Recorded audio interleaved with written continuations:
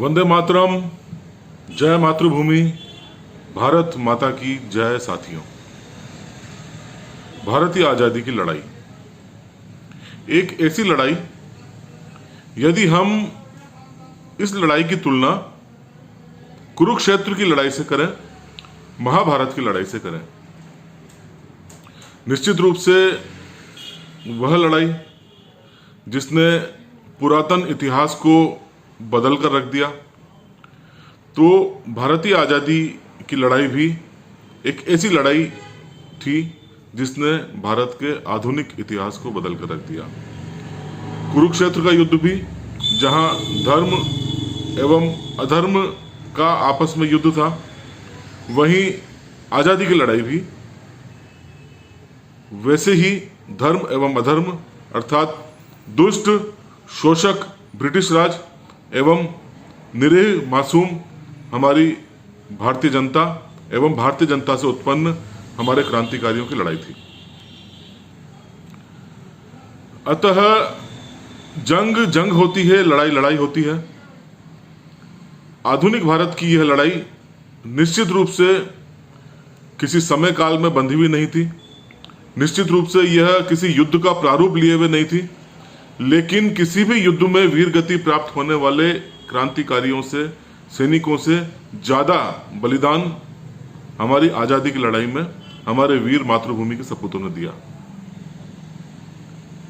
ऐसी ही आजादी की आधुनिक लड़ाई के द्रोणाचार्य के रूप में जाने जाते हैं हमारे महान क्रांतिकारी गेंदालाल दीक्षित जी। निश्चित रूप से यदि हम क्रांति के बड़े नामों का जिक्र करें, राम प्रसाद बिस्मिल का जिक्र करें, अशफाकुल्ला खान का जिक्र करें, मैनपुरी षड्यंत्र में भाग लेने वाले तमाम क्रांतिकारियों का जिक्र करें, तो उन क्रांतिकारियों के एक छत्र गुरु, उन क्रांतिकारियों के सर्व स्वीकार्य गुरु जो थे, वह थे पंडित गेंदालाल दीक्षित।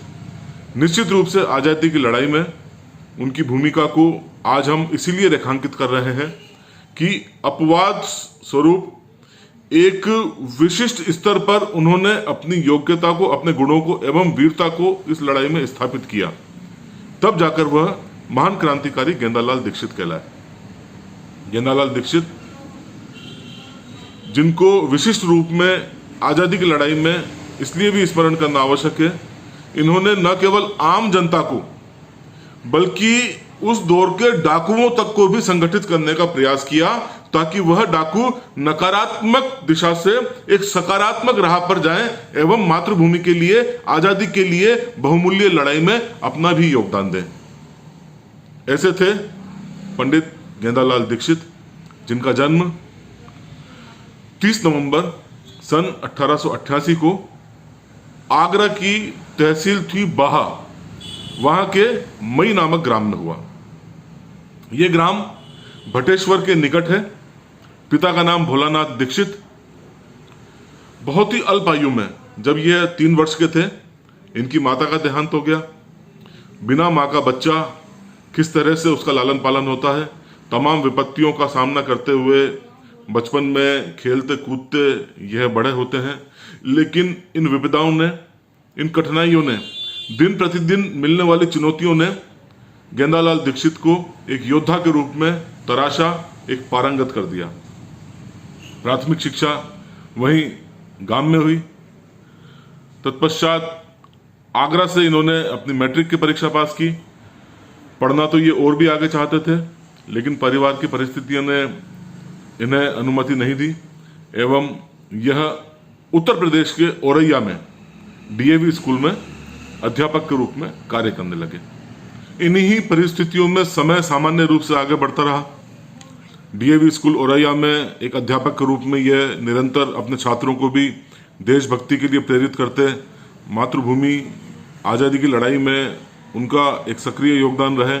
निश्चित रूप से अध्यापक के रूप में ऐसे संस्कार ये अपने छात्रों में डालने का निरंतर प्रयास करते रहते थे। खैर, समय आगे बढ़ता रहा। 1905 का समय आया, जब तमाम भारतवर्ष स्वदेशी आंदोलन के एक ज्वार में सक्रिय था। एक ऐसा आंदोलन जो स्वदेशी के माध्यम से अंग्रेजों के पूर्ण बहिष्कार को समर्थन देता था। बहुत ही सक्रिय भूमिका का निर्वाह किया पंडित जी ने इस स्वदेशी आंदोलन में। एवं इसके बाद मानो इन पर क्रांति का एक नशा सवार हो गया। इन्होंने एक महत्वपूर्ण दल की स्थापना की जिसे शिवाजी समिति के नाम से जाना जाता है। अब शिवाजी समिति, अपने इस संगठन का नाम शिवाजी के नाम पर देने का एक महत्वपूर्ण मूलभूत उद्देश्य यह था कि यह उस क्षेत्र के डाकुओं को संगठित करके, जिस प्रकार छापामार युद्ध के माध्यम से शिवाजी ने अपने शत्रुओं का सामना किया, उसी प्रकार गेंदालाल दीक्षित भी आधुनिक भारत के शिवाजी बनकर छापामार युद्ध के माध्यम से गोरों को भारत भूमि से भगाने का संपूर्ण तैयारी एवं प्रयास में थे। निश्चित रूप से यह इनके कार्य बहुत ज्यादा सफल होते हैं, लेकिन हर राह पर हमारे क्रांतिकारियों को कंटकों का सामना करना पड़ा है, आस्तीन के सांपों का सामना करना पड़ा है, मुखबिरों का सामना करना पड़ा है। दलपत सिंह नाम का एक दुष्ट गद्दार इनके दल में भी था, उसने मुखबिरी की। परिणाम स्वरूप पंडित जी को कैद कर लिया गया एवं कैद कर ग्वालियर किले में, तदुपरांत आगरा के किले में सैनिक निगरानी में इन्हें रखा गया। अब आगरा के किले में ही इनकी मुलाकात पंडित राम प्रसाद बिस्मिल से होती है। बुद्धिमत्ता एवं चातुर्य के दम पर आधुनिक फिल्मों में अमूमन एक डायलॉग सुनने को मिलता है, डॉन को जो भी वो डायलॉग है पकड़ना ही नामुमकिन है, वो जो ही है। निश्चित रूप से आधुनिक इस कलाकार डॉन को पकड़ना नामुमकिन हो ना हो, लेकिन हमारे गेंदालाल दीक्षित जी को पकड़ना आने वाले दिनों में संपूर्ण ब्रिटिश राज के लिए, संपूर्ण ब्रिटिश पुलिस के लिए नामुमकिन सा हो गया, इनकी बुद्धिमत्ता एवं चातुर्य की वजह से। बहरहाल अभी पंडित गेंदालाल जी दीक्षित कैद में है। आगरा किले में रामप्रसाद बिस्मिल जी से इनकी मुलाकात होती है। ब्रिटिश पुलिस वाले इनकी वार्तालाप न सुन पाए, न समझ पाए, इस वजह से दोनों विद्वान आपस में संस्कृत में बात करते हैं, योजना तैयार करते हैं।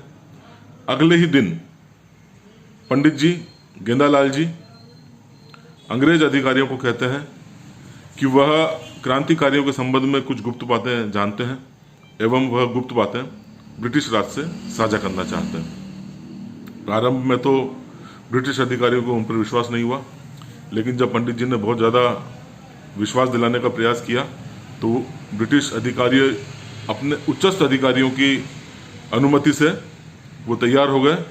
इस प्रकार वह पंडित गेंदालाल जी दीक्षित को मैनपुरी ले आए। अब मैनपुरी, यहाँ पहले से ही मैनपुरी षड्यंत्र के जो साथी थे वो भी यहीं थे।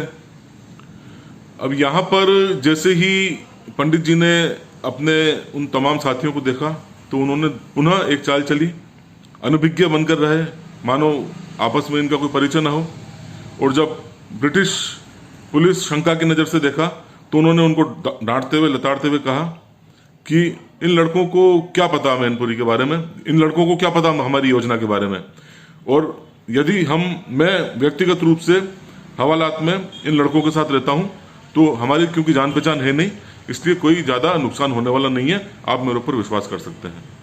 एक बार पुनः ब्रिटिश पुलिस झांसे में आई एवं मैनपुरी जेल में इन्हें अन्य साथियों के साथ रख दिया गया। बाकायदा इन तमाम लोगों के ऊपर एक मुकदमा चलता है। मुकदमे के दौरान मजिस्ट्रेट BS क्रिस की अदालत में इन लोगों को सम्राट के विरुद्ध षड्यंत्र करने के आरोप में जेल की सजा होती है। एक बार पुनः क्रांतिकारी की चाणक्य बुद्धिमत्ता जो इनकी थी वह पुनः प्रकट होती है।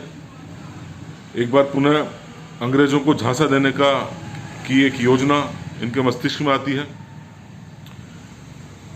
मैनपुरी जेल में ही इन्होंने अंग्रेजों को पुनः विश्वास दिलाने का प्रयास किया कि यह सरकारी गवाह जो है, सरकारी गवाह इनका मित्र है, अतः सरकारी गवाह के साथ ही रखा जाए और साथ ही ये विश्वास दिलाया कि मैं भी आपका विश्वास पात्र एवं कृपा पात्र बनकर रहूंगा और जो भी प्रयास भरसक प्रयास होगा मैं ब्रिटिश साम्राज्य की मदद करूंगा। एक बार पुनः ब्रिटिशर्स झांसे में आ गए एवं सीआईडी की देखरेख में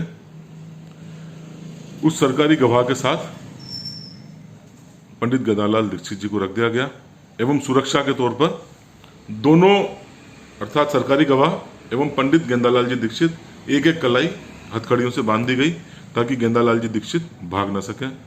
लेकिन बाहर है मेरे वीर क्रांतिकारी, रात्रि का पहर आया, पंडित गेंदालाल दीक्षित जी उस सरकारी गवाह को साथ लेकर ही जेल से फरार हो गए एवं ऐसे फरार हुए कि ब्रिटिश राज के लिए उनको पकड़ना ही नहीं, उनको खोजना भी नामुमकिन हो गया।